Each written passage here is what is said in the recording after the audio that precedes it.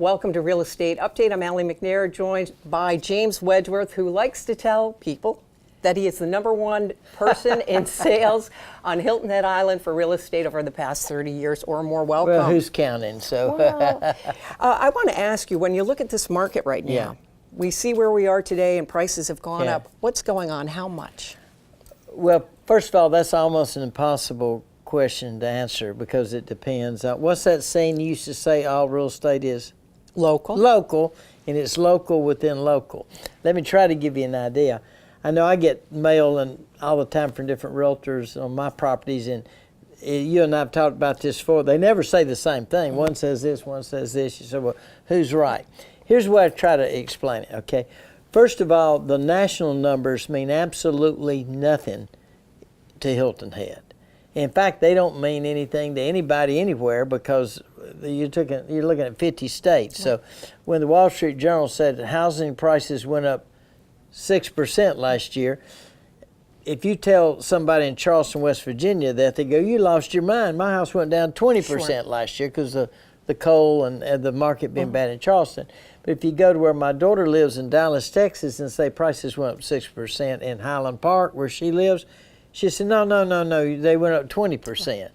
So what's that old saying that the average is a guy that's got 1 foot in boiling water and 1 in ice, and on the average he's all right, but he's a pretty miserable guy, you know. So you really have to focus in locally on Hilton Head Island. Yes, exactly. And what has happened here on Hilton Head Island, if you look, for a while there were homes, 1 million plus, that were just not moving, and lower end were. Okay, I actually track pricing, and you can't do averages because it depends on the mix.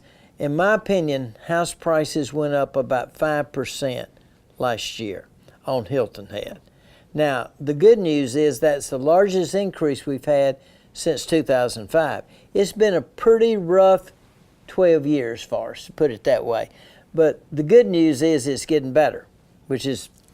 When you look at properties and you look at houses versus condos, you were telling me for a while they were in tandem as far as when they were going up in price and the drop. Now what's going on? I've actually got some charts that you could probably ask the guys to put up on the screen.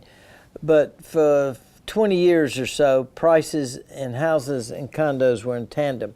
We noticed about 3 years ago, we said, wait a minute, the houses are edging up and the villas are edging down.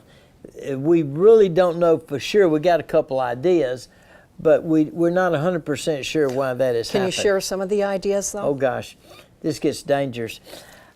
Here's what I would probably say is a factor of a couple things.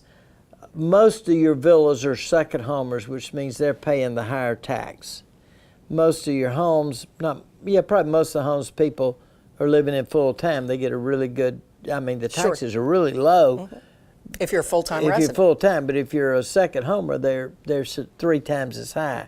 So I think that's had a negative effect, and you and I have talked about this before. Also, villa owners usually don't update as much as homeowners. Especially if you're renting. You'll talk to people that own a villa and rent, and they will not put a lot of money into making the place look great because someone will come in and tear it apart. Somebody's going to beat it up, Do condo fees have anything to do with it? I mean, people pay if they're in gated communities. But well, it's a combination of condo fees going up, insurance going up, taxes going up, and them not spending money redoing them. And that's probably what has happened to the villa market. You asked about the upper range. Yeah, I want to find out about that because for a while, I remember we chatted a few years ago, and you said the lower priced homes were moving and moving and moving, but it was a stagnant market at a certain price upwards. How about now? Last year was the first year we've seen a significant increase in the higher price home sales. Now, what's higher price here? Well, I broke them down this way. I ran, just to give you an example, in 2016 we had 106 houses on Hilton Head sell between 1 and 2 million. Last year we had 144. That's a 40% increase. Now that does not mean that if you own $1 million house, it went up 40% in value. Right. It could have not gone up at all, but at least we beginning to sell some. Now, between 2 and 3 million, in 16 we sold 20, and last year we sold 28. Now, over 3 million, in 16 we sold 9, last year we sold 11. So, I mean, that's not that great an increase, but it's a step in the right direction. When you look at these charts that you brought in, what also is interesting is I wonder when you talk to someone that wants to sell their home and they have bought it at the peak of the highest price when the market was insane, do they have that mindset that they've got to get what they bought their house for or not? I mean, unfortunately, most people, when people call me and say, hey, I need to sell my house, will you come over and list it? The first question I ask them is, now, what year did you buy that? Because I need to know, because if they bought an 05 or 06, you know, I know that if they financed it, they're, quote, upside down in it, meaning they bought $1 million house in 05, the prices went down 30%, 35%, so that $1 million house is now $650. Yikes. They put 20% down, they owe $800. So I'm sitting there saying, your house is worth $650 and you owe $800. You know, gosh, you know, something's got to give. But I have seen some strength in that market, and as we all know, the first thing that's got to happen for prices to increase is what? You're supposed to be asking me that. No, that you can ask yourself. I'm learning, so it's fine by me. Well, I just want, is it strengthen the economy? I don't, to supply and demand, right? Exactly, supply Bingo. and demand. Before the first step in prices going up is liquidating inventory. Right. Now, we have a saying in our business, we track these things. We have what we call the 6-month line. If I had a whiteboard back behind me, I'd draw it for you. But what it is, we have found by studying that 6 months of inventory is kind of the break even. Now, what I mean by that, if you got 6 months of inventory, your house doesn't go up in value, doesn't go down in value, but it's kind of the same. If the inventory is over 6 months, that puts a lot of pressure on prices. If the inventory is under 6 months, then prices increase. Now, we know from 04 and 05, when we had 1 month of inventory, that prices went up 25%. Yeah, that was crazy. You know, because a property would come on the market and we have 6 offers. I had one property, I had 13 offers on the first day I had on the market. I bet it felt pretty good, though, didn't it? It was easy. You got to admit it. Well, how about pricing of properties in today's market, and how important is that to figure out so the property will move if someone wants to move quickly, if someone wants to take their time? Well, that's the hardest part of any realtor's job, is trying to figure out the right price.